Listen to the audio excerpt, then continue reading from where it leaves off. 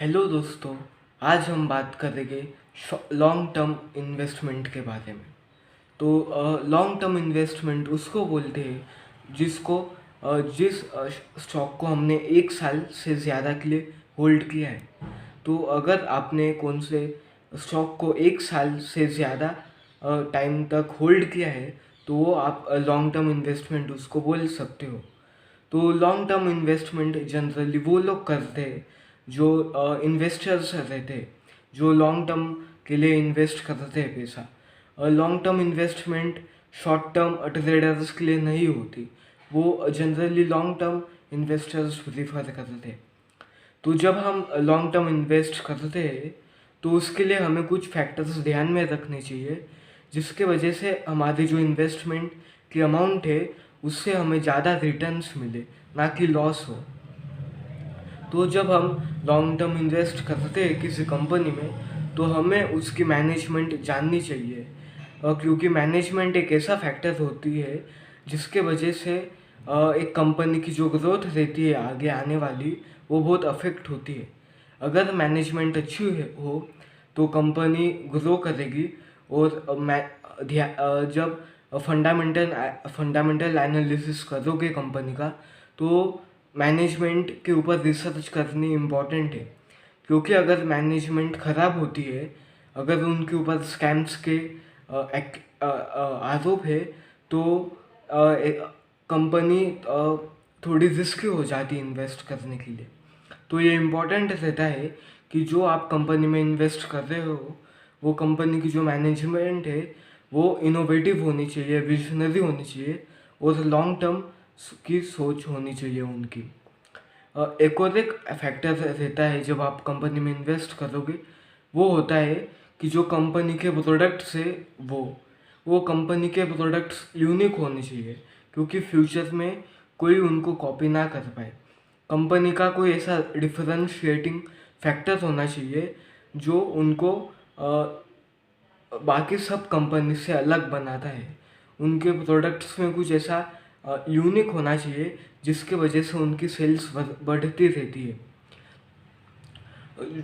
आपको कंपनी के प्रॉफिट्स और लॉस, उनके रेवेन्यू और उनके डेट के ऊपर भी नॉलेज होनी चाहिए, जिससे आपकी इन्वेस्टमेंट सेफ रहे और आपको आगे जाके फ्यूचर में अच्छे रिटर्न्स मिल पाए। आपको कंपनी के एक्सपेंशन प्लान्स भी देखने चाहिए और उनके लास्ट 5 इयर्स की जो ग्रोथ है, उनका लास्ट 5 इयर्स का जो रेवेन्यू है वो आपको मालूम होना चाहिए, जिसके वजह से आपको कंपनी के बारे में अच्छा खासा नॉलेज रहेगा और आप कंपनी में इन्वेस्ट करते करते टाइम श्योर रहोगे। और जब आप कंपनी में इन्वेस्ट करोगे तो आपको वो कंपनी के जो सेक्टर है जिसमें वो ऑपरेट करती है उसके बारे में थोड़ा नॉलेज होना चाहिए, क्योंकि अगर आपको वो सेक्टर के बारे में पता नहीं है और सेक्टर में या वो इंडस्ट्री में कुछ बड़े चेंजेस आते हैं और आप उसको समझ नहीं पाएंगे तो ये आपके लिए रिस्की हो सकता है।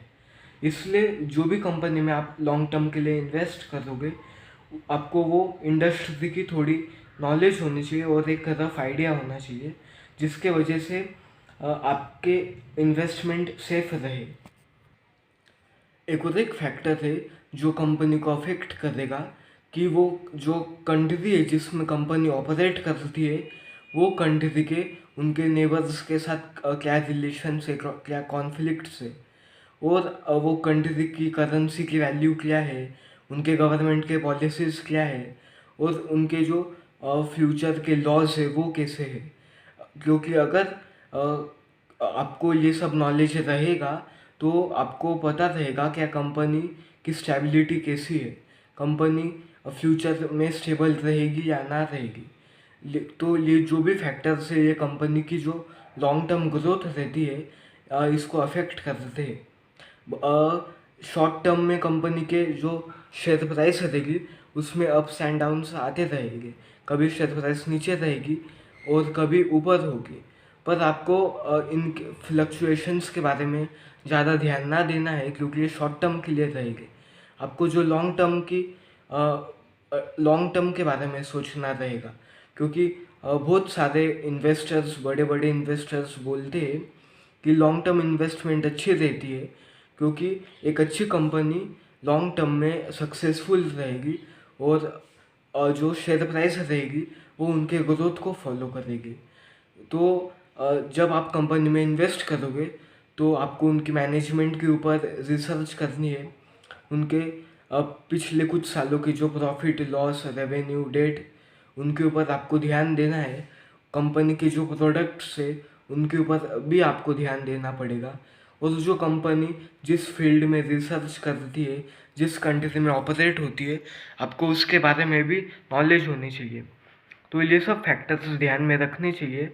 और जो जब आप कंपनी में इन्वेस्ट करोगे तो आप ज़्यादा अमाउंट इन्वेस्ट कर सकते हो, क्योंकि आपने फंडामेंटल एनालिसिस किया है और लॉन्ग टर्म में आपको गारंटी रहेगी, अ, आपको बहुत अच्छे चांसेस रहेगी क्या वो कंपनी अच्छा परफॉर्म करेगी।